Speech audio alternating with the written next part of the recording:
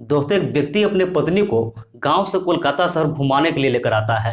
उससे कोलकाता में अलग अलग बहुत सारी जगहों पर घुमाता है और आखिरकार अंत में कोलकाता का मशहूर रेल लाइट एरिया सोनागाछी लेकर चला जाता है। दोस्तों, वही अपने पत्नी को एक गेट के पास खड़ा करा देता है और खुद अंदर बेसिया के पास चला जाता है। और थोड़ी देर बाद जब वापस लौटता है तो देखता है कि उसकी पत्नी थी वहां है ही नहीं। वो काफी हैरान हो जाता है, परेशान हो जाता है और अपने पत्नी को ढूंढने लगता है। और आखिरकार जब उसकी पत्नी उससे मिलती है तो ऐसी हाल में मिलती है कि उसे देखते ही जोर जोर से रोने लगता है। आखिर उसके साथ ऐसी कौन सी घटना घटी थी, आइए जानते हैं पूरी कहानी इस वीडियो में। लेकिन वीडियो में आगे बढ़े इससे पहले आपसे बस एक ही रिक्वेस्ट, आप प्लीज वीडियो को लाइक कर दीजिए, साथ ही साथ चैनल को भी सब्सक्राइब कर लीजिए ताकि मेरा हौसला बढ़ता रहे।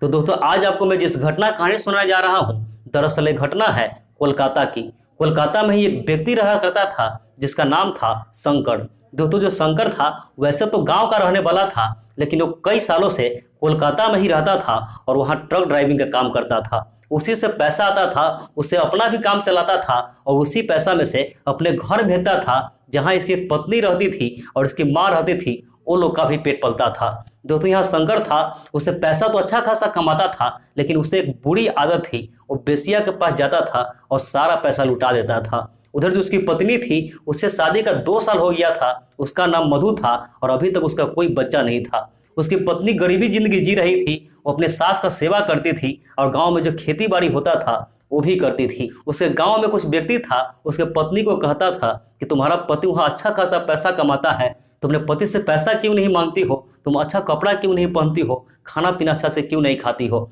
लेकिन दोस्तों, महिला कहती थी कि मेरा पति ज़्यादा पैसा कमाता नहीं है, आप लोग झूठ बोलते हो, हम लोग गरीब है तो हमको गरीब की तरह ही रहना होगा। लेकिन वास्तव में दोस्तों, जो शंकर था वो अच्छा खासा पैसा कमाता था, लेकिन वही उसका बुरी लत थी कोठा पर जाने का, वही सारा पैसा को बर्बाद कर देता था। दोस्तों, जो शंकर था वो 4-5 महीनों पर गांव जाता था, अपने पत्नी के साथ 2-4 दिन रहता था और वापस फिर से कोलकाता चला आता था। और एक दिन जब गांव गया था तो अपने पत्नी को कहता है कि क्या तुमको कोलकाता घूमने का मन करता है।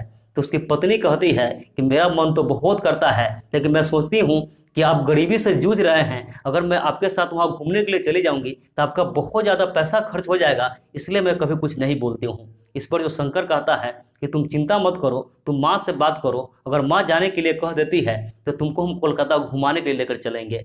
उसकी जो बीवी होती है मधु कहती है ठीक है। और अगले दिन उसकी सास होती है, अपने सासू माँ को कहती है कि मैं चाहती हूँ कि आपके बेटा के साथ कोलकाता घूमने जाऊँ, बस 10 दिन रहूंगी, थोड़ा बहुत घूमूंगी और घूम कर वापस चली आऊँगी। उसकी सासू माँ जो होती है मान जाती है और कहती है ठीक है, कोई बात नहीं है, तो घूम कर आ जाओ।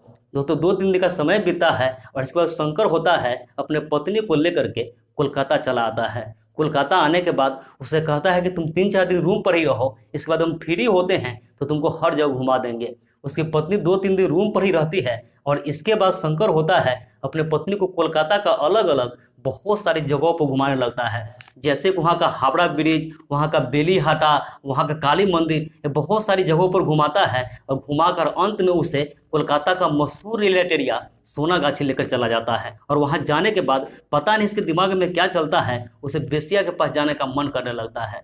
वहाँ अपने पत्नी को कहता है कि तुम यहीं खड़ा रहो, हम एक दोस्त से काम है, हम अंदर से मिल कर आते हैं। उसके पत्नी को कुछ भी नहीं पता होता है कि यहाँ पर क्या सब चल रहा है। दोस्तों, उसकी पत्नी वहाँ पे खड़ी रह जाती है और कहती ठीक है, आप जल्दी आ जाइएगा। वो अंदर चला जाता है और अंदर से 2-3 घंटे बाद जब वापस लौटता है तो देखता है कि उसकी पत्नी थी वहाँ है नहीं। बेचारी वो अनपढ़ गवार पहली बार शहर गई थी, इसे समझ में नहीं आ रहा था कि आखिर मेरी पत्नी कहाँ गई होगी।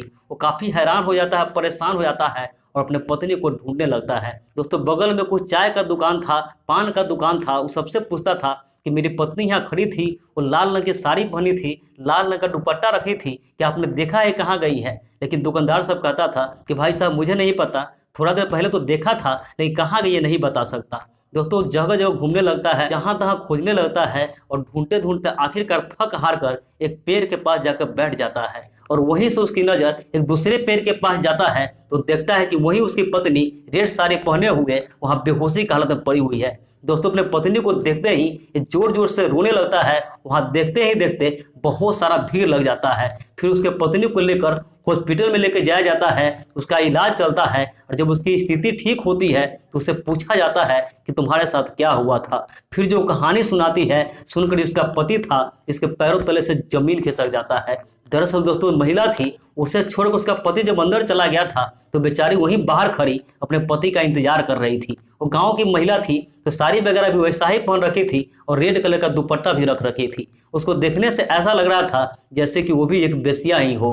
तभी वहां दो शराबी आदमी आता है और दोनों शराबी को लगता है कि ये बेसिया ही है। उसे जबरदस्ती उठा लेता है, बाइक पे बैठा लेता है और उसका मुंह बंद करके उस पेड़ के पास ले जाता है। और उस पेड़ के पास ले जाके जब उसका मुंह छोड़ता है तो पता चलता है कि बेसिया नहीं है, ये तो कोई शरीफ घर की बीवी है। तो इसके बाद दोनों शराबी होता है वहां पेड़ के पास उसे लेटा देता है और उसका मुंह बंद करके एक एक करके बुरे तरीके से उसका रेप करता है। उसका हालत जब तक खराब नहीं हो जाता है जब तक दोनों उसके साथ करता रहता है और आखिरकार जब महिला बेहोश हो जाती है तो दोनों उसको उसी हाल में छोड़ करके वहां से फरार हो जाता है। दोस्तों पूरी कहानी सुनने के बाद इसका जो पति होता है इसके आंखों से आंसू बहने लगता है और उसे अफसोस होने लगता है कि काश मैं अपने पत्नी को लेकर वहां नहीं गया रहता तो शायद मेरे साथ ऐसी घटना नहीं घटी। तो दोस्तों पूरी कहानी का मकसद किसी की भावनाओं को आहत करना नहीं था, किसी का दिल दुखा नहीं था, बस समाज में इस घटनाओं से केवल आपको जागरूक करना था ताकि आप सतर्क रहे, सावधान रहे। बाकी इस पूरी कहानी पर आपकी क्या राय है कमेंट करके जरूर बताएं। तो मिलते हैं ऐसे किसी नेक्स्ट वीडियो में, जब तक के लिए जय हिंद, वंदे मातरम।